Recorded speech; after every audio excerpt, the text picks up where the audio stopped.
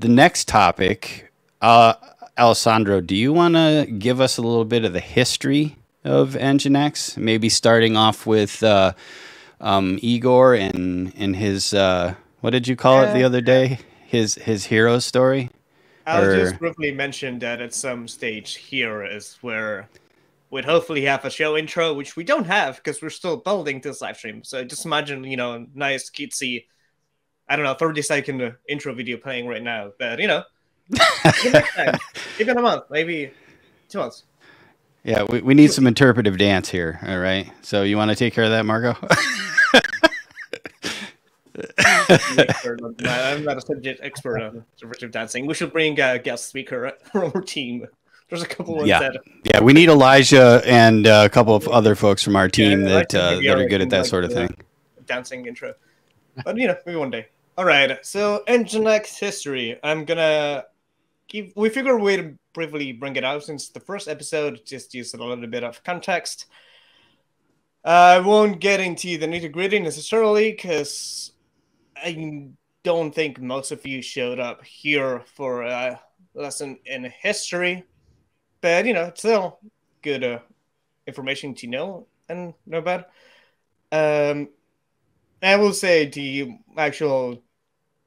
Yeah, it's just basic Cliff Notes version. I have a very long version here in my browser that I could just read out, but that sounds boring. Well, everybody loves a good backstory, so... Yeah, just let me share my screen. Put on your best Marvel voice, and then in a world. I wish I could do that. No, I don't have a deep voice, for better or worse. Let's see, window. Share my screen.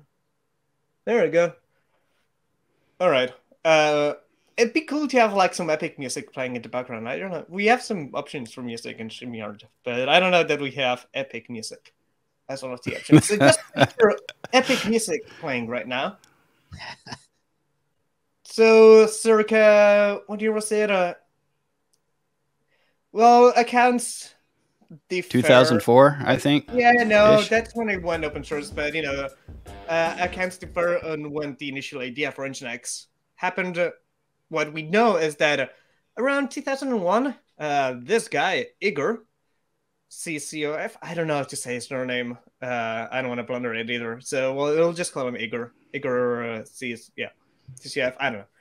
I'm pretty sure. I think it's pronounced Igor Sisyov is the right pronunciation. Okay. Yeah, we'll go with that. Sorry if that's not how you say it. I don't speak. Yeah, Russian. apologies, Igor, if that's not how it's pronounced. So probably circa 2001, he wrote an Apache mode to replace the proxy mod that Apache was shipping with. That mod improved the overall performance of Apache, but still, according to Igor and his research, had some scalability issues and could not face that famous C10K problem for those that were around back in those days, which I was not, because I'm too young for that. But there was an issue where, you know, for the most part, we didn't know, well, there was no really good web server alternative out there that could handle 10K simultaneous connections without crashing. Because the dominant one was Apache back then, right? Yeah, and dare I mention Microsoft's atrocity that they foisted upon the world. Yeah, no, that was never. It's never been one of but it's always been like a close second or third. It's always like they're lurking, never dying. There you go. By hook or by crook, right? I lost my train of thought. Yeah. Anyways, he wrote a new Apache mod. It still couldn't get the Apache performance where he wanted it to be. He wanted, for some reason, one day he decided he wanted to try to solve this C10K problem, develop something that will be able to handle 10K concurrent connections. So he decided to, as a good engineer, to take the matter on his hands and just develop it himself. And that's what he did. He started working on it from what I have here on my stats in spring 2002. Just the initial scaffolding for the project. Then he started working a little bit more.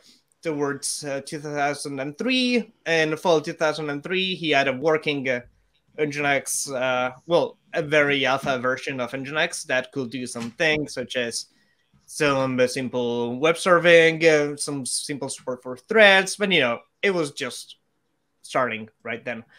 Cue another half year, spring 2004, a few more features get implemented and built. You have now support for things like gzip and being able to create a master process as well as multiple worker processes, which we might cover at some stage why that is one of the best features that NGINX comes with, and it really helps with performance.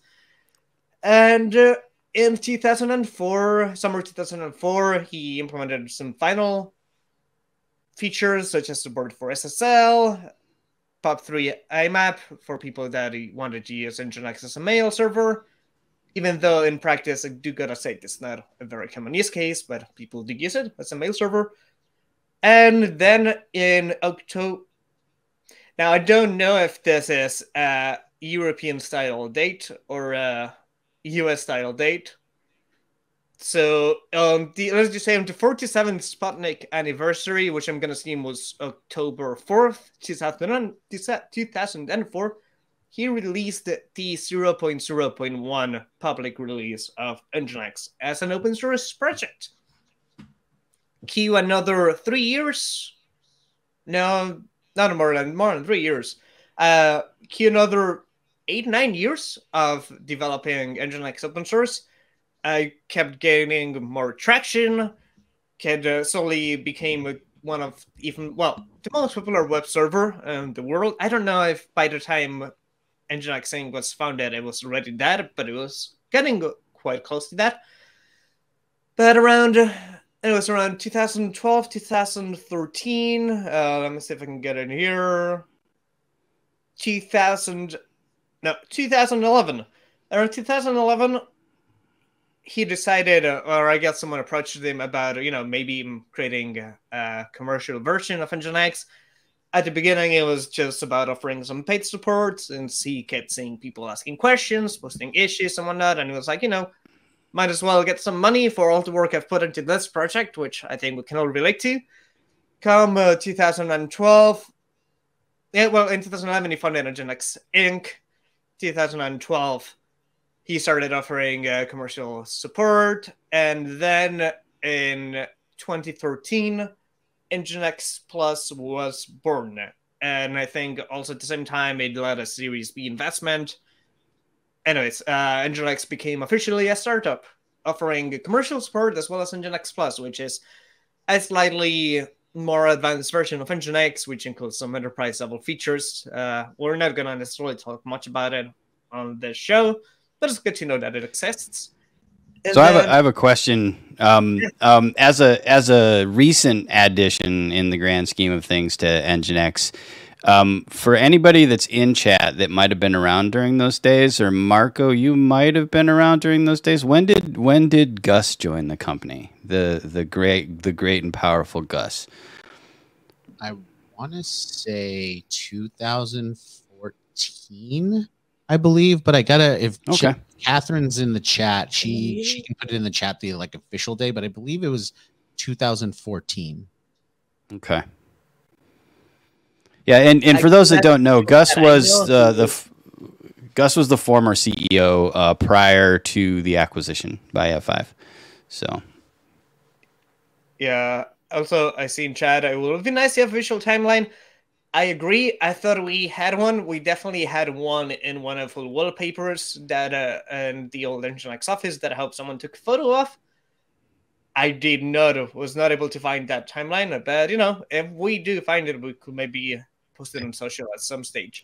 Oh, I don't see any reason why we couldn't take that as an action item to create it for a future episode and just bring it on and give a quick update on here's the timeline if you're interested. I will say I do have another picture of, I think that was the time to finalize the Series B round of investment, as far as I know, of the core NGINX enterprise team. So on the rightmost end, which might be your live. I don't know how this translates to an actual live stream, but I'm gonna see you sing it the way I say it. I don't know if it's mirrored or not. But on the rightmost end, there's Igor. Then next to him is Maxim.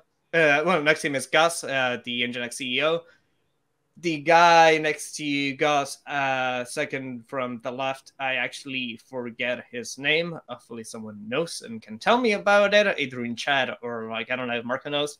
And then on the left side of all is Maxim, who became basically a right-hand man to Igor, as well as eventually took some of the lead development. Well, still to this day, actually, is the developer, if I'm not mistaken, of NGINX. Yeah, and for those that don't that don't understand the relevance of this, this is the first picture was essentially the entire, like the first two Iron Man movies, and then this is the very first the very first Avengers movie right here. There you go. So I'll leave it up to you guys to decide who's Thor, who's the Hulk, who's Iron Man, and who are the rest of the supporting cast there. So, Alessandro, you asked about the guy on the left of Gus. Yeah, so Andrei Alexeev. Yep. See, I've heard that it was a co-founder. I don't know that it has been very publicly mentioned in many of our internal and external things. Surprisingly, I don't know. Good to know, though. Hopefully, you will all remember from now on, including me. All right.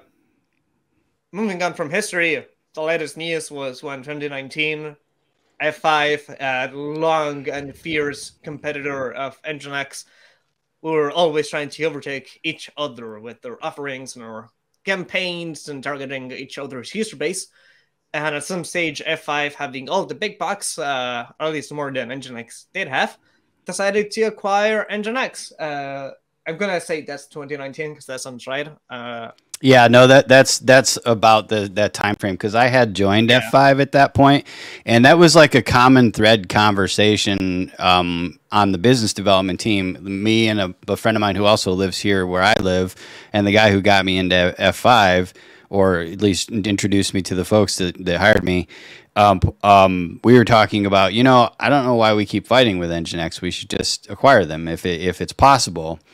And, long story short, that actually is what happened. I was kind of over the moon excited when it was announced. And once you're through that part a little bit, I got a short little anecdotal story I'll share about an adventure I had in Houston just after the acquisition. So. Oh, I was gonna say, if you want to go ahead with the story, I was just. Oh yeah, okay, great. So yeah, I actually went to it was a configuration partner event we went to just after the acquisition, and I had just joined the team, and we were down there working with that partner in Houston, Texas, and we were going through slide material with folks at the booth, and it was brand new, and we started going through architectures.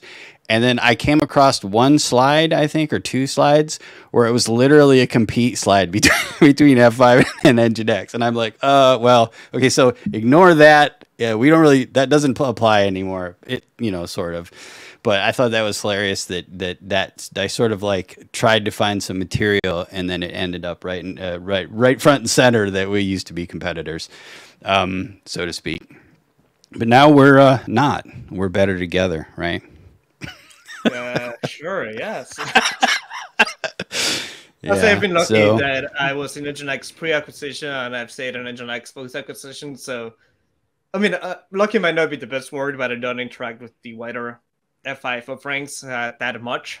So, I know we have some better together stories. As far as I know, we can still make do with NGINX alone for most things, not all of them.